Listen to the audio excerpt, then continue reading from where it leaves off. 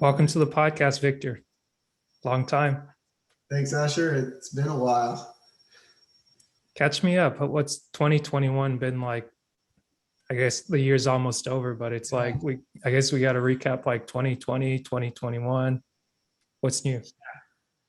Well, end of 2020, I started a new job at Anheuser-Busch. Hmm. I ended up buying a house here in Marietta. And then starting in 2022, I'm actually moving on to the next job also. I'll be working from home here and back in water treatment. So I went from water to brewing back to water.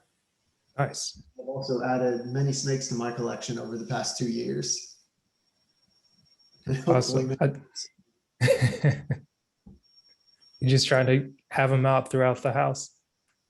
I'm trying to breed them, make a little business out of it. Nice. Something on the side. Yeah, and something is fun anyways. Gotcha. They're weird, but they're cool pets. It's funny. I think I don't know if I talked to you about this before, but I remember the first time I'd ever been around a snake that somebody just had as a pet was like my freshman year of college. Uh, And I was like, I just anytime I would see a snake, it would just like weird me out a little bit. But uh either they made me more comfortable, or at least I'm not 100% comfortable with them, but at least I've understood a little bit better. Like, oh, okay, like they respond to you in a way that you teach them to respond to you. yes. Like any other animal. They're not as expressive as a lot of animals, but Hmm. they they do respond accordingly. And you can Yeah, even condition them to behave certain ways. got you. So I mean, how did you go from doing you said was it water treatment and then working in the beer company?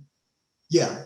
Well, that was just the last water treatment company I was at. It was like, this place, I got to get out of here. Hmm. It management changed, structures changed, the way that they did business changed. It was just like, this is not a place for me anymore. I got to go. So I got out. I decided like, hey, brewing, that seems cool. It's not the same. There's going to be a learning curve, but let's go for it. Let's see what happens. And it's been pretty cool, but it's kind of like I'm working in water and I miss like early on design stages. So it's both like the industry that I'm in is different and I preferred the old one. And then in the brewing industry, there's also a lot more like integration and construction engineering and the actual design engineering. So it's like I'm just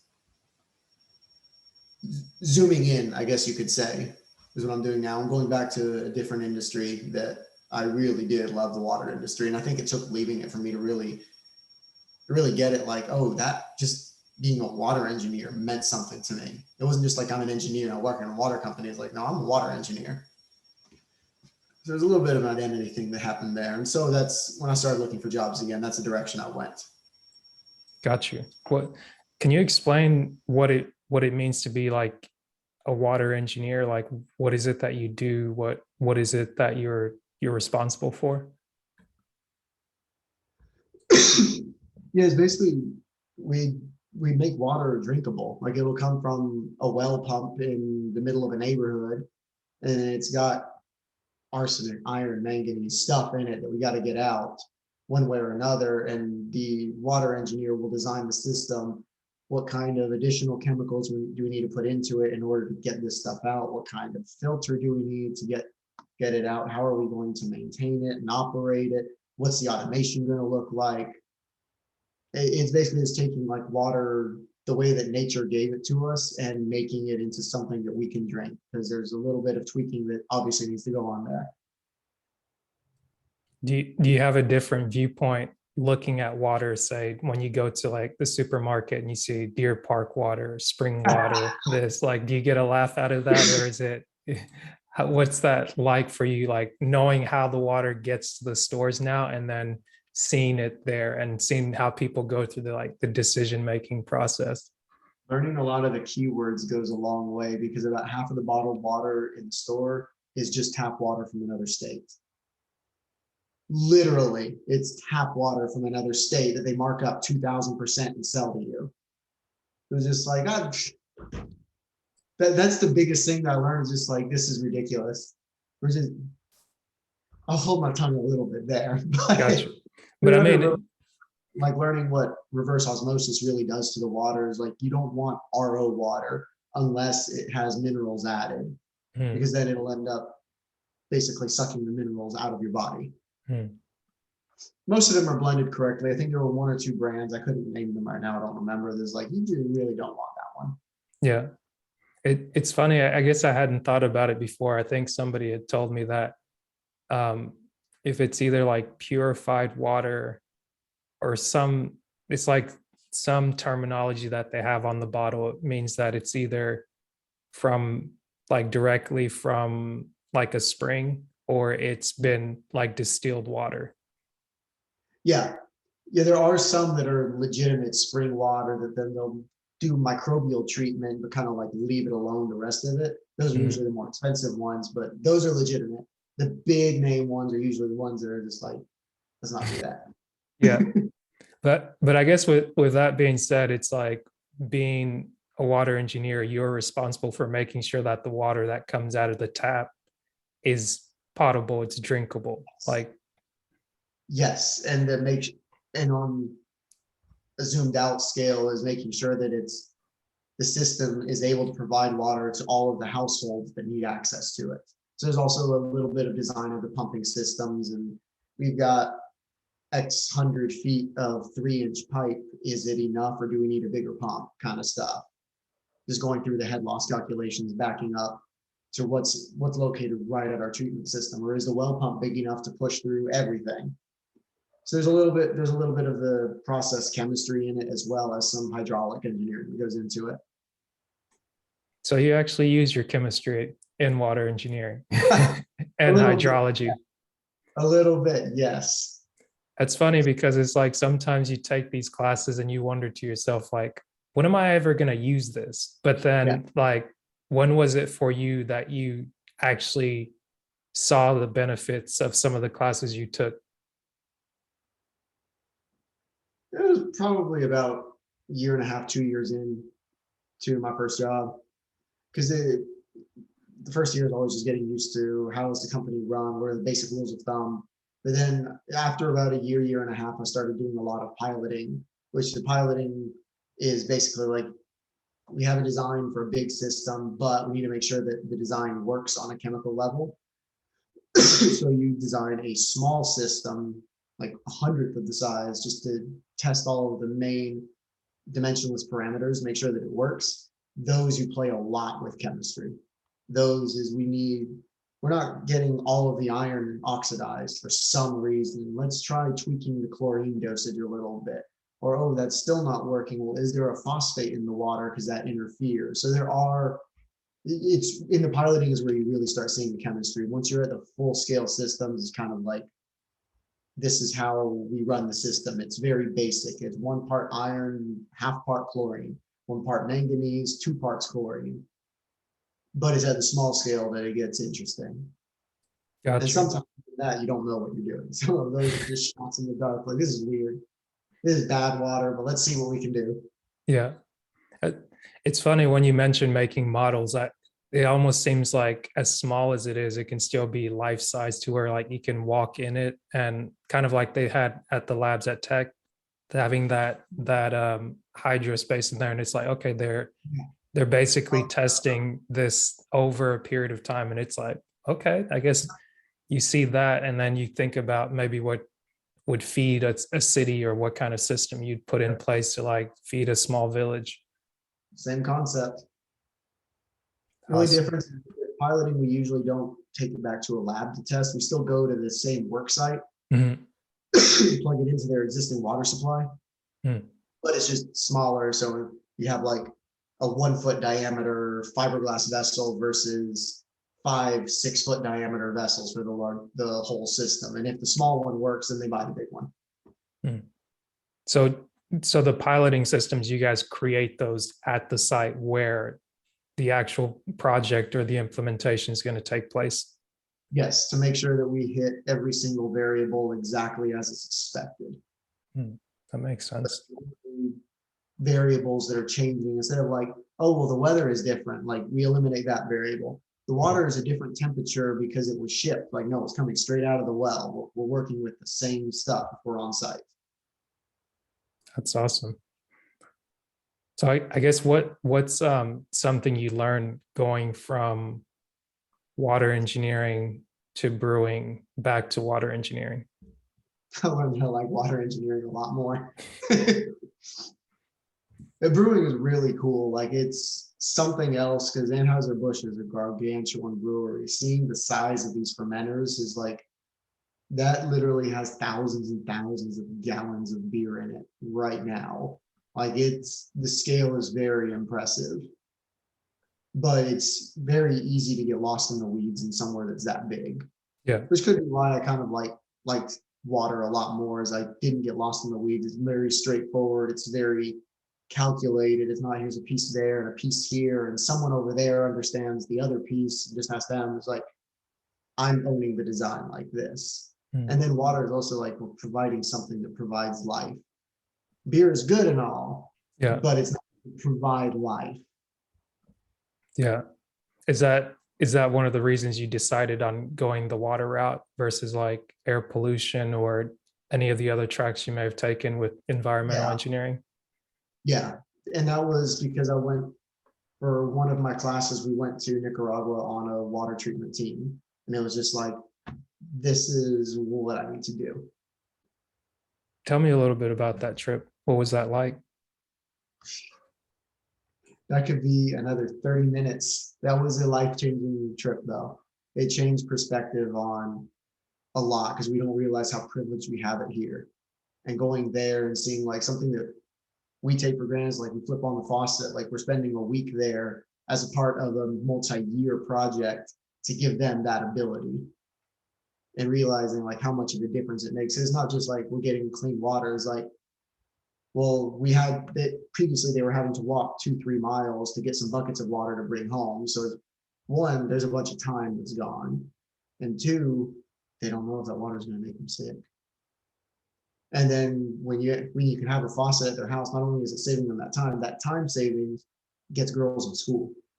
Because usually the men will go to school and go to work and the girls will do the housework. And part of the housework is fetching the water. Well, if they don't need to fetch the water anymore, the possibilities that open up is like it revolutionizes their lives just by having the tap. But we don't think of that. So it's just that perspective shift is something that we have all of the knowledge and the technology and the ability to change everything with something that every single household here in the US has. Right. It was just like, this is cool. This is something that I want to get into. Man, until you just mentioned it, I wouldn't have thought of that. And And wow. until I was down there, I never did either. Yeah. It's interesting because it's like you, I guess, would Nicaragua be considered a third world country? Yes. Gotcha. Their capital city, Managua, is pretty well built up, but most of the nation is definitely third world developing, depending on preferred terminology. So it's like outside of the moving to a new location, starting a new job, and just going through the year and enjoying what you enjoy. Like what are some other things that you got into? Were you still able to run, do some of the races you usually do and things like that? Yeah, they did pick up again late in 2020. I think in like September was the first race back. Well, the first obstacle race back. Trail races started back probably over the summer. There were a few months where everything was shut down, as we know. But trail racing is pretty minimal contact, so they picked up pretty soon. And then obstacle racing is like, well, everyone here is a beast immune system anyways. Let's go. But I think the gyms were the first things to open back again because we go Crunch was closed for like 2 weeks. So I guess in that regard, you didn't really have to miss too big of a beat, like being able to run on your own or just interact with people every now and then. Like, do you remember what that was like, kind of getting back out to a race after they closed down for a little bit? Yeah, it was actually not what I expected because I was thinking on one end, I was like, oh, it's kind of nice to have weekends and just stay home and not do anything. So I wasn't missing them. But then when I got back, it was just like, oh my gosh, I need this in my life again. It was like I wasn't expecting that, but I was happy about it. That's awesome. And now, like as we wrap up basically the last month of the year, and you look at 2022, like what's something that you're looking forward to in the new year? The new job. That's the first thing. I'm starting on the 4th. Hmm. So you I look, so you haven't started it yet. You're no, I you're in the haven't. transition phase. Yes, at Anheuser-Busch, I'm there until the 29th. Got you. I gave a longer notice because it was like I'm not in a huge rush to get out. I mean, Hmm. it's not a bad gig, but it's just not really working for me. This other company was like, sure, that works, no big deal. Let's start in January. It's like, well, no one's upset about it. I'm going to take it slow, make sure it's a smooth transition. I don't drop the ball anywhere. Yeah. And they've already got the replacement assigned. So every day we're sitting down an hour or two going through all of the transition work that needs to happen. So I got 4 different projects going on. But it looks like it's going to be pretty smooth, and I'm definitely glad I did more than the standard 2 weeks because Yeah. I feel very rushed if I did that, and I'd be stressed right now. It's funny. I think I did the same thing, and looking at the month of November when I just started at the end of November after Thanksgiving. Mhm. And I was thinking the same thing. It's like I could have started before Thanksgiving, but then speaking with my brother and a few friends, it was like, what's the rush? And I was thinking, it's like, well, I'd like to be in a different position, doing something that I enjoy more. But at the same time, it's like better off taking your time to get to where you need to get to than to run into something and then just be like, oh geez, now I gotta get the water turned on, I gotta get the internet turned on, I gotta get Yeah. this. Oh Oh, yeah. With I don't have a washer and dryer. Now I'm running around trying to get the connections in the back fixed because I bought it from someone off of Facebook. It's like I don't know if I stripped the threads on the back of it or if they sold it to me like that. I'm gonna go with the first, but it's like we'll figure it out, get a couple of podcasts recorded, like get the audio situation figured out. But like just doing just doing one thing at a time, it's like, okay, it feels better. And then also you talk about like going from what you learned in school, like doing something you're familiar with, learning it, going away from it, and then coming back to it again, maybe like from a different viewpoint. It's like, Mhm. okay, like now I have a better appreciation about what I enjoy about this because I know something different. So it's like I have more reason to appreciate this than I might have otherwise would, like peering over the fence just to be like, I just want to know if the grass is really green over there. Like, let me just go see. You get over there, it's like, nah, I'll go back. Yeah. That's one nice thing being young is like the option is always there to just go back, take a chance, try something new. If it doesn't work, go back. It's okay. Yeah.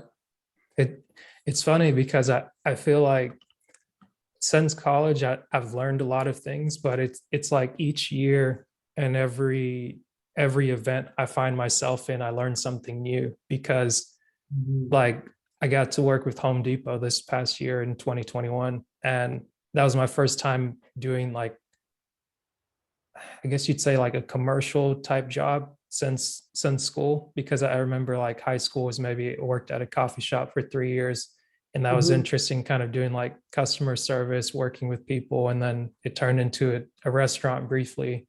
And Mhm. every time after that outside of landscaping and just working in industrial jobs you work far away from people where like cell service is very skim, and then now you get back into this area where it's like you see everyday people kind of like customers. That's a different type of everyday person because people just show up in your face and like, but they're kind enough to ask like, hey, do you work here because like you're dressed a little bit different. But other people that get like right up in your face and just be like, hey, do you carry metal detectors? I was like, I don't know, but like let me go find out for you. Yeah. And just anyways, I brought that up to say like the people that I got to work with was a good mix because you have some college students or a lot of college students actually like working at Home Depot and like jobs that could be seasonal from time to time. And um, one of the guys was also like a retired air he retired from the military. I think he was in the Air Force, and he would always like try to look out for some of the younger people that were coming in to be like, hey, like if you're in school now, finish your degree. If you have a chance to move away from home, like leave now while you still have the chance. And then you can always come back if things don't work. Or it's like that thing that they tell you coming out of school, it's like whatever job you start off with, do that job. And even if it's just for like 2 years, like make sure you stick it out for those 2 years so that you get the experience and you get the exposure, so that it's not just at the first sign of danger, you just kind of run away and just like, I don't like this. Because it's like in some instances, maybe IT or things that are like more technology heavy, it might require you to do that. Those like you re-up a contract every 6 months or something like that. But it doesn't, at least in our cases, it doesn't seem like it builds a good track record if you're constantly jumping from one company to another to another to another. It's like, Yeah. maybe this guy, whenever things get tough, they just get going and they can't stay through long term. Because like you talk about things that interact with people on a daily basis. Now I'm messing around with foundations, figuring out what goes on in the soil, like what the soil quality is like in order to build on. And you're looking at the water people are drinking, like how are they going to get that water in the first place? And it's like, you can't just do that in a couple of months and just run off and go do something else. It's like, you kind of need to stick around and make sure like, okay, this is here. Is it stable? Like, is it supporting the people that it's supposed to support? Like, is it doing that long term? Because otherwise, like if you turn into like a snake oil salesman and just run off to the next town and to the next town, they just see like buildings and people, sick people following you after a town. It's like, there's a pattern to this guy over here. What's going on? Yep. I feel like I went on a bit of a little rabble there, but man, it's good to just, it's good to express sometimes. I appreciate that. And I'm grateful to be able to have these conversations with you and to catch up, see what's new, see what's next. But man, just like the day to day is a good time. Mhm. So how are things been on your end for your day to day? I know just getting started with the new job, just moved. Sounds like taking the slow transition is making it a lot easier for you. A little bit. I guess for me, it's been about like really doing a good job of maintaining a daily routine. And especially with like how I wake up in the morning, I've been trying to journal daily. And that's like getting up, practicing morning gratitude, like writing down things I'm grateful for, That's taking a such a moment to like uh, collect my thoughts and just breathing and doing that for like a set amount of time. But um, making it into like an exercise where like you inhale and exhale, but not just sitting still and trying to think of nothing, and then everything's just flooding into your mind. It's like, oh geez, like should I do this? Should I make another list? Should I do that? But like just getting into the habit of that, like get up, make my bed, hydrate, journal, get some food in me, meditate, like maybe do a little bit of exercise. And then what I found to be just as effective on the back end is like when I get home and when it's time to go to sleep, like I have to make a similar effort to go to sleep, like meditate, journal, like that's shut a things down. Because it's like when I don't do that, it's like, okay, let me just go on here and just scroll on YouTube. Let me watch this video and watch another one and another one. It's like, oh, like a few hours go by and then you wake up restless and it's like, oh, geez, like, yeah. The power of those routines of having start the day journal, end the day reflection. Start the day journal, end the day reflection is, it's hard to get into. Yeah. I Right now I am not in the habit of doing that. You mentioned it, just like, oh gosh, it's been months since I did that. But it's a good routine. I know several podcasts and audiobooks, like really successful people always talk about like journal, meditate, reflect. Like that's how you learn, that's how you grow, that's how you improve. Geez, Yeah. now I need to fix my habits now.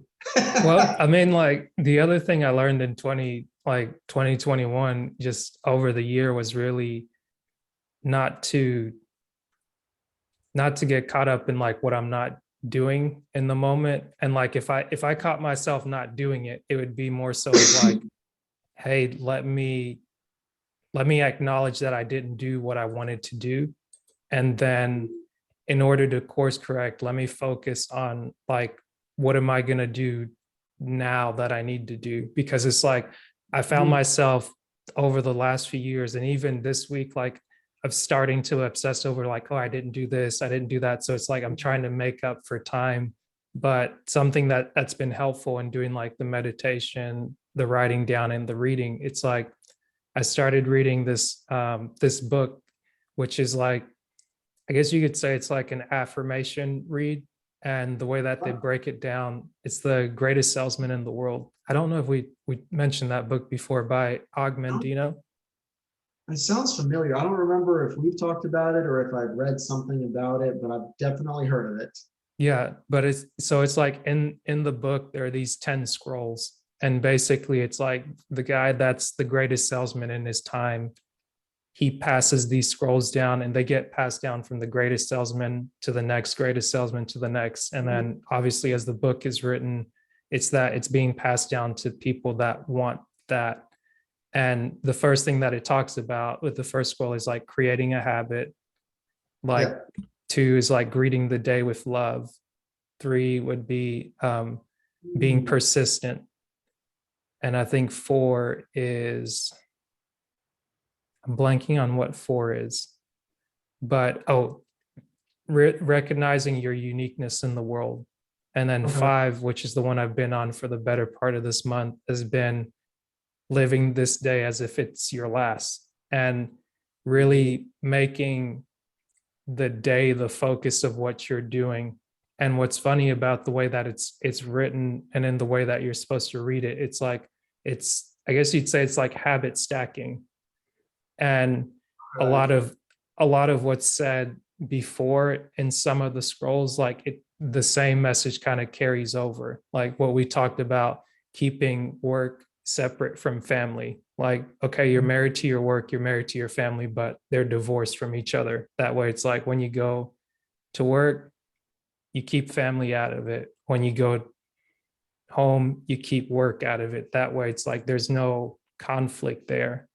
Yeah. And just kind of reading through the one from this week, talking about like living today as if it's your last, like it's the same, seize the day, like si se puede, or maybe I don't know if I said the right one, but it's like the seize the day notion.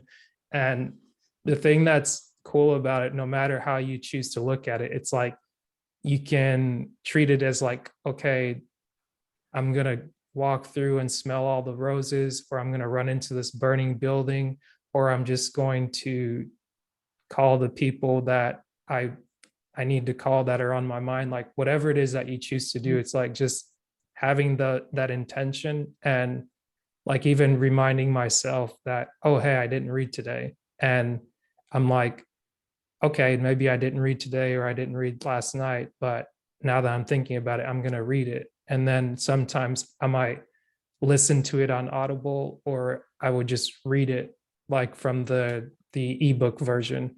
And it's like, okay, like I started to notice that I can retain it both ways, but it's different when I'm like reading it, following it, and reading it in my own voice and not having it read to me. And I was like, there's something to be gained in that. And again, not trying to judge the situation too much. I just focused on doing what I need to do, and then like basically when it's done, putting it down and walking away.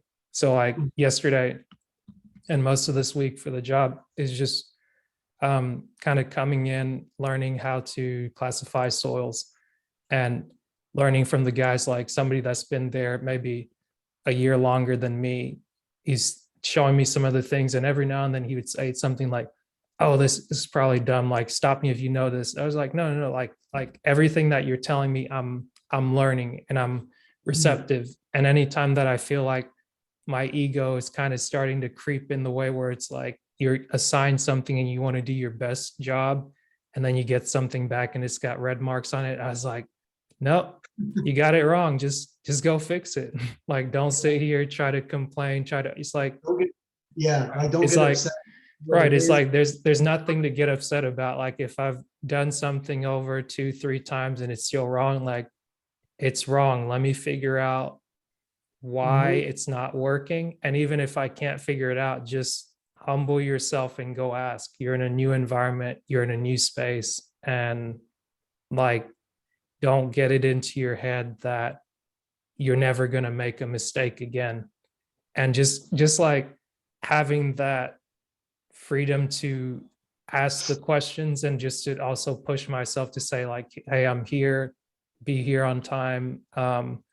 When you're asked to do something, just like do it with a good spirit, and just welcome the people and the environment around you as they welcome you. Like those things have really helped me appreciate where I am, and also just made the environment that much better, to where I'm like, it's like it's nice being in those tight knit environments where it's like you're not somewhere where it's like so big where you just feel like you're lost, kind of like what you're saying about like being in beer, Brewery. and you're just looking at these gallons and gallons of beers. It's like, oh my god, like there's so much of it. And it's like, I'm glad that I get to be back into like this area where it's like, yeah, there's a bigger office or something like that, but like we have our own place and we get to do what we do effectively. And like that's really what I'm enjoying right now. Mm-hmm. Yeah, and just on that scale, going corporate versus small business is such a different feel. It's not just the equipment. Just like, wow, I'm just like, I'm another number in the Anheuser-Busch system. I'm going to a company with less than 100 employees is like, I can handle that. I can do that. Yeah, Don't get lost quite as easily. it's funny because like when I think about it now, and I feel like a lot of the conversations I'm having is really reflective, especially you think back to college, and like there's so many questions you have to answer for yourself. And even back in high school, it's like in high school, you're trying to figure out like, what are you going to major in? What are you going to study?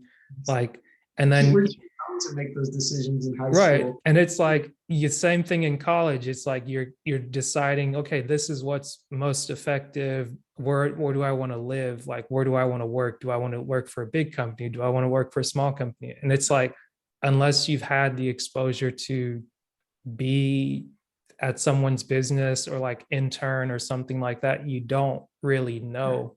And it's like, I feel like it's so much better not knowing and then going into something and being like pleasantly surprised, whether it's like, oh, not doing that again, or it's like, okay, well, I didn't know, but now I know. And it's like we have the option to, like, if this doesn't work out, start looking.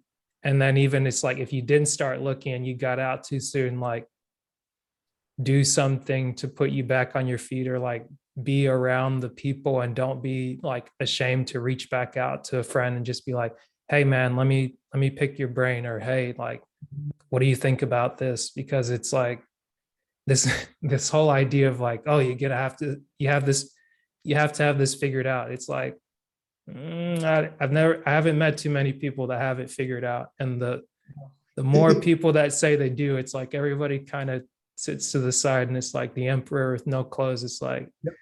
I don't think he knows, but I don't think we should tell him. Like, we don't want to hurt his heart. Like, He'll be all right. He'll be all right.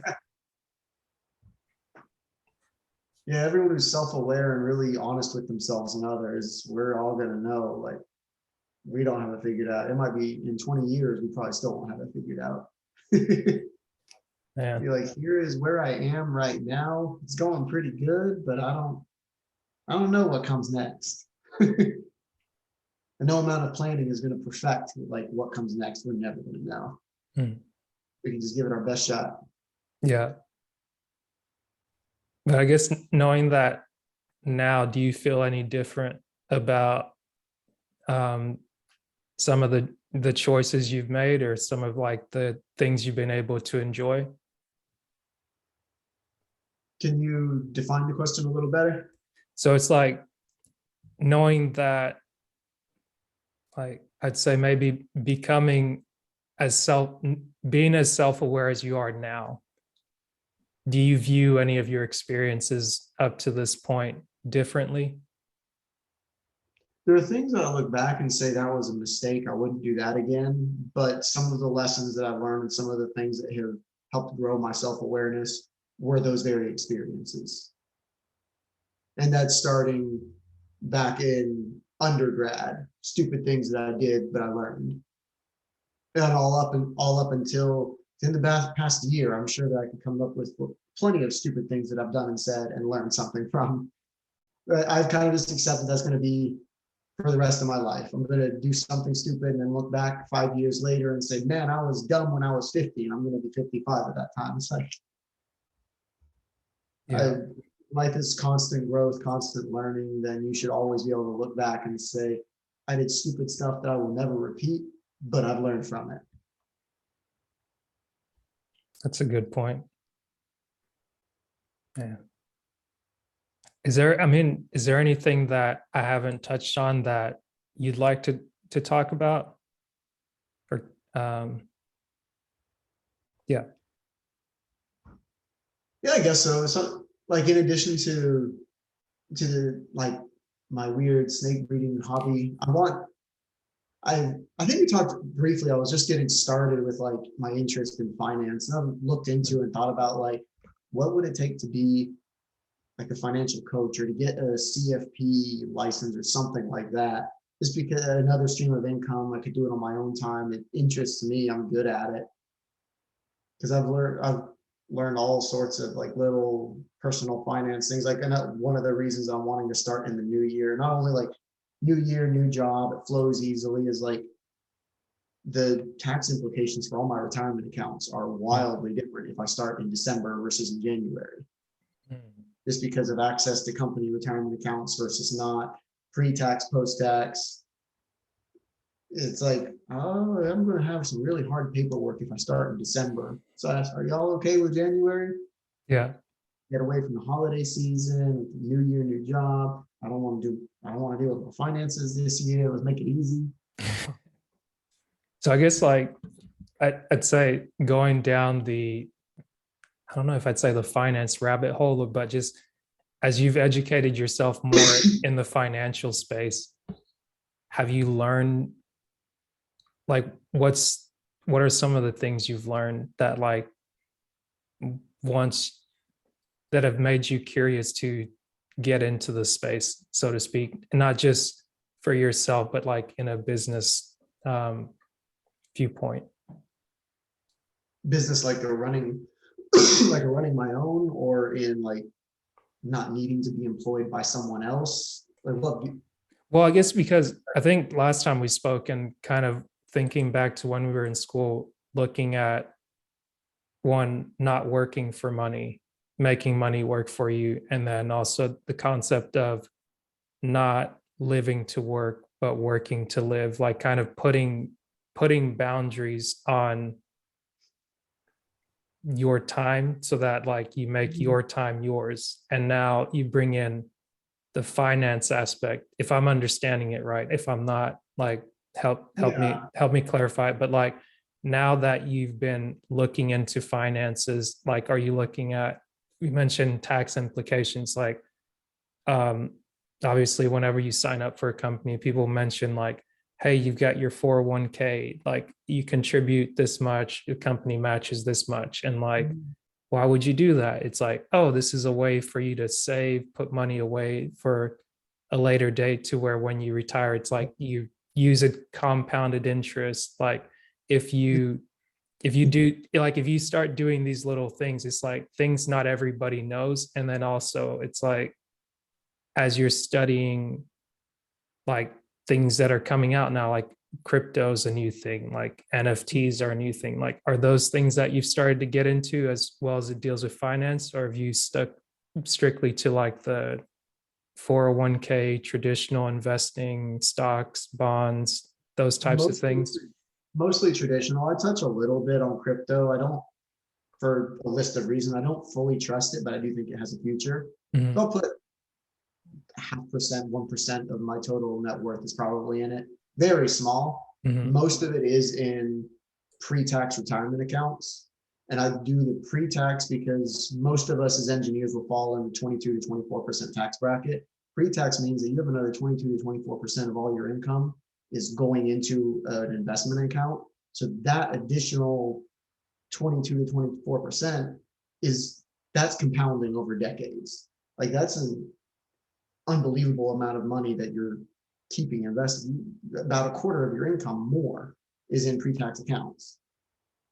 And yeah, then once you reach certain maximums on those, like you can only do so much because the government wants their cut of everything. mhm, Then you can play with Roth money, and then you're not, as we know, we don't pay tax later. It's after tax money now. mhm, Having the balance of them, as well as having like anything in Roth money, you can take out your contributions at any time without penalties. Like so, that's like a backup emergency fund almost. yeah, When you start getting into the real low, and I haven't even gotten to HSAs. Those are mhm, fun because yeah, you can never pay tax on that money if you play it right. yeah. But it's like, and how did you go about like learning some of this new information? Like, was it like a coworker told you, or like family friend kind of introduced you to it? Because like you don't get a course on this in school, even if you're like an accounting major.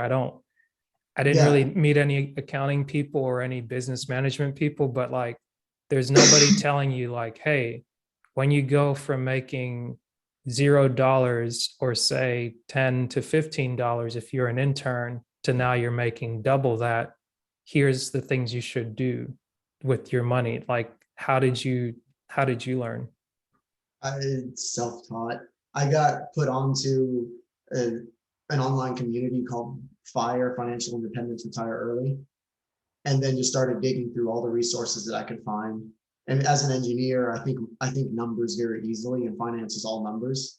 The more, and then starting from blogs, going to podcasts, I found some YouTube channels with really good stuff. It's just like, why don't they teach this stuff? Even the basics are like never taught. But it's a little bit of knowledge goes such a long way, and it people most people, even people with solid incomes, are usually owned by their money or by their income. Mhm, There's like it's a tool. It's a cruel slave master, but it's a great servant. mhm. But you have to learn how to submit it. Yeah, But once you start learning how, and it's really not that hard if you start getting into it, it's amazing. And the whole purpose of me getting into it was like, I want to be free. I want to work when I feel like working, or if I'm having a bad week or a family member sick, I don't want to have to think about my money. yeah, I have enough money that I never have to think about money again. And so that's why now is like I want to find all of the little tips and tricks and learn the IRS rules. It's complicated and convoluted as they are. If it yeah. applies to me, I want to know. Right, right.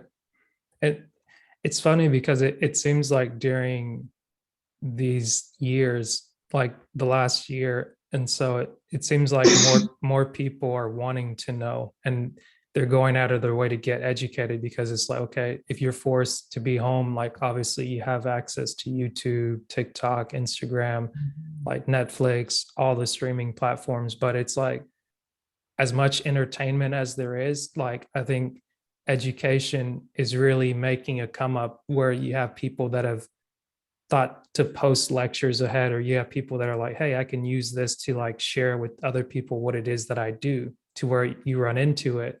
And like other people that find their stuff are even like repurposing it, where they're posting like, hey, this person. And it's like, if you're the person that really wants to know, like you're going to seek out the original and say like, okay, let me, if they're telling me something that's legitimate and I can try it and actually get a tangible return, like that's something that I want. I don't necessarily want speculation. If I don't understand that just yet, like let me get a good base where I can work from. And from there, it's like the engineering methods. Like you have an hypothesis, you try it out, you run Right. some tests, and it's like, okay, like these are the results I got from here. And then And like where's the gap? Like, am I getting closer or further away? Like mhm. what are we working towards? So it's like, And what do yeah, we need? Because as engineers, we know like there's lots of little tweaks to get right where you want to get. mm, And the whole thing is going to be tweaks from start to finish. yeah, We've got a system in place. So then it's like just converting that systems mindset from engineering systems, which is still a bunch of math, and these are the laws of how it works, mm, to finance. Here's the math and the laws of how it works. Like our right, brains are already wired for it. So it's been fun for me to split off into a parallel path and then to mm, see it work. yeah, Like to watch over, let's say, the past year, we've seen the overall S&P 500 has gone up like 30%. mm, Well, all the money that I had in it also went up 30% mm, because I do simple index funds, just put the money in, turn the brain off, and let it go. yeah, It works. The system works. Is like yeah, that's cool, and anyone can do it. People are like, it's only the super wealthy and the super rich, and you have to be a billionaire to make money in the markets. I'm not a billionaire. I'm right, making money in the markets. right, Lots of and then that compounds like we talked about earlier. That's over the past 1 year. What's the next 10 years, the next 30 years? yeah, And then you use that, going back to buying your time and freedom again. Once you just let it roll, live a simple life for a while, and then you can live an extravagant life later. And that extravagant life, to me, everyone's going to define it differently, is just not have to think about it. I don't want a big house, fancy car.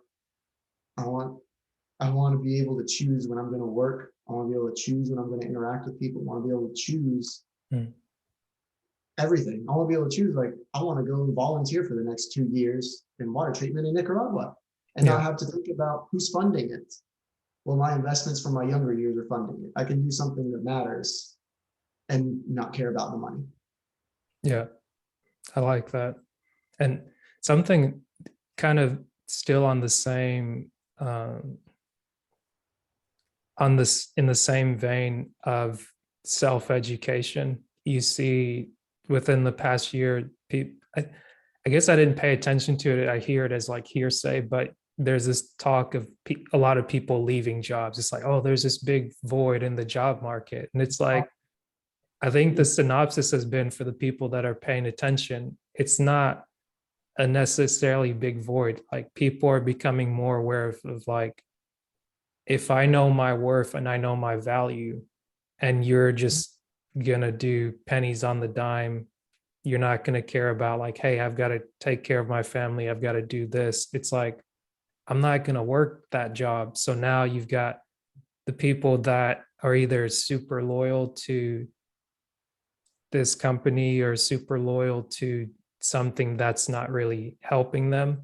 They might stick around, or you're just left holding the bag to basically be like, okay, what I had wasn't working. So now you've either got to figure it out or pump it out to make it sound like, oh, like nobody wants to work, nobody wants to do anything. Meanwhile, you've got like 100 truck drivers on the road every single day, like almost in 3 lanes, just every single day, every single day. It's like, I see the money going. So it's not that nobody wants to work. You have a lot of people maybe working from home, or people just Mhm. going back to school to pursue jobs that, okay, like I worked for some time, this thing didn't work out. Like I got tired of doing this mundane thing over and over. Like one of the guys I work with, he's like, I got I got to doing this job that was just like labor intensive. And I keep seeing the engineers come through, and it's like,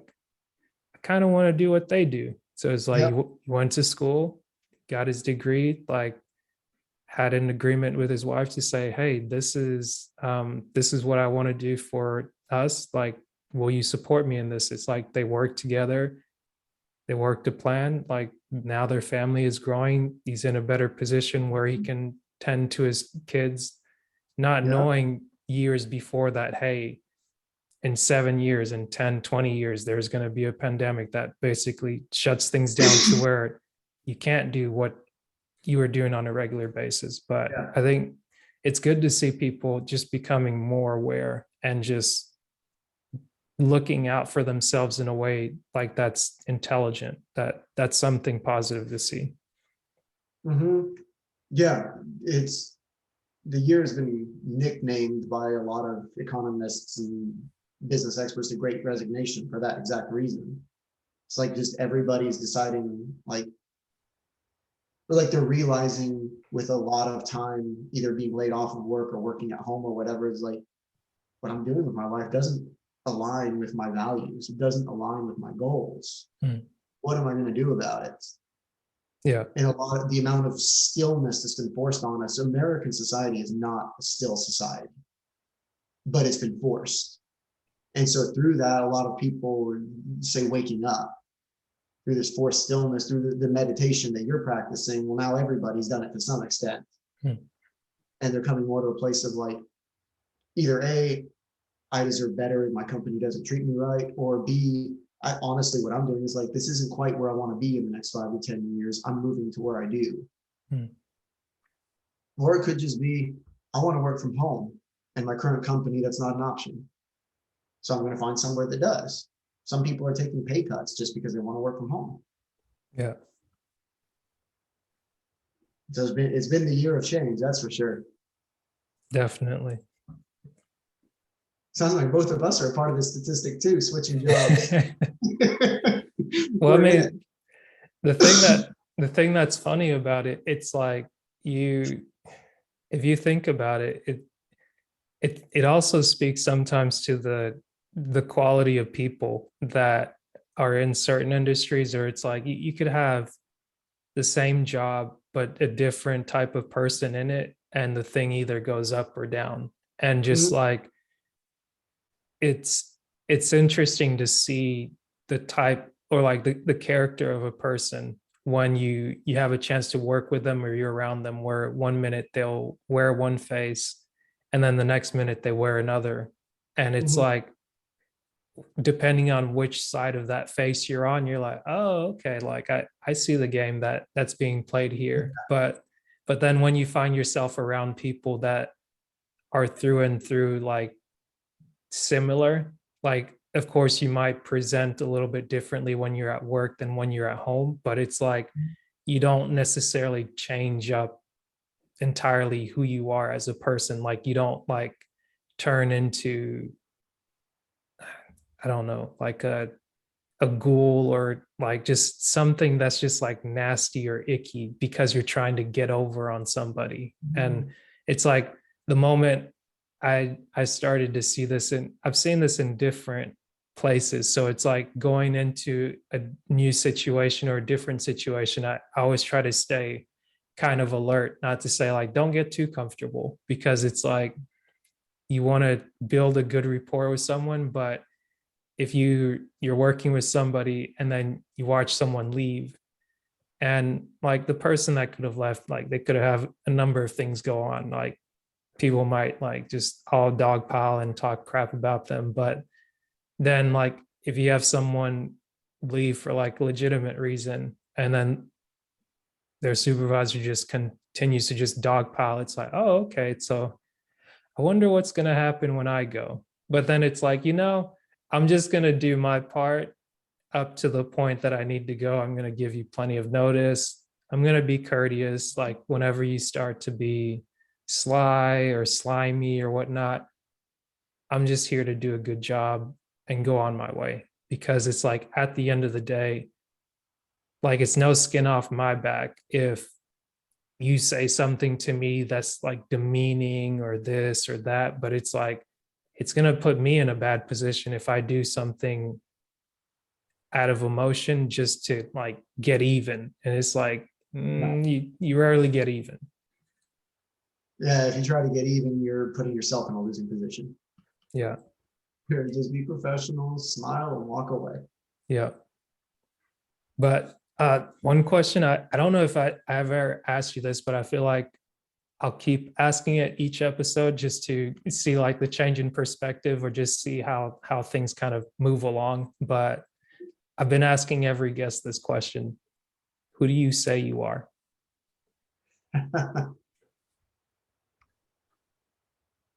Oh, that's not an easy one because that gets down to identity, which I guess I touched on identity before. Is like as a water engineer, I want to be here to leave an impact on the world. I have an unusual way that I want to do it. And I think the idea came from one of my friends from my old church years ago. Is like I want to be able to leave an impact, but I don't really want to be remembered for it. I want to do right and do good because it's right and good. And then I want to go away and just let someone else carry on the legacy. I don't know if that really answers the who do I say I am, but I think that it's I'm a water engineer is probably a decent start. Then from there it comes down to I'm a passionate person, but that's more like what am I like? I'm a loving person. What am I like? Is the who am I is yeah, that's a tough one because it's very easy to come up with a lot of descriptors for me, but an identity thing. And now we can, yeah, this one we can go a long time as well because identity is something I think that everyone that, or the majority of people that I know have some sort of identity struggle, myself included. And I know that I have been fighting with that for years. Like, who am I? Why am I here? What is my purpose? I think it's normal. That's a hard one to answer. That's a good one. But I like your answer because it's there's no right or wrong answer to it, but it's I like for me it's almost like a a a moment to pause. It's almost like a moment to just kind of catch yourself up, maybe think on it, maybe pass by it. But um, it's been interesting to get different responses from people and just have them kind of tangle with it a little bit. Yeah, it's definitely one to tangle with. But I appreciate your time, man. And Yeah, absolutely. if you want to let the people know where they can find you either online or offline or what some of your plans for 2022 are looking like, just let them know. Okay. Yeah. Well, I'm on Facebook. I'm actually pretty disconnected from a lot of social media stuff, but I am on there and I do respond to my messages. Awesome. Well, I'll be keeping in touch for sure. It's great catching up, and it's always a pleasure to just see how far we come. Who knows? Maybe next time we'll be next door neighbors or something. Just be like, oh, hey, I didn't see you over there. Hey, there's some houses for sale around here. If you want to look into it, come back from Valdosta. Cool. Hey, best of Well, luck with you out there, dude. thanks, Good Victor. talking to you. Good talking to you. See you. See ya.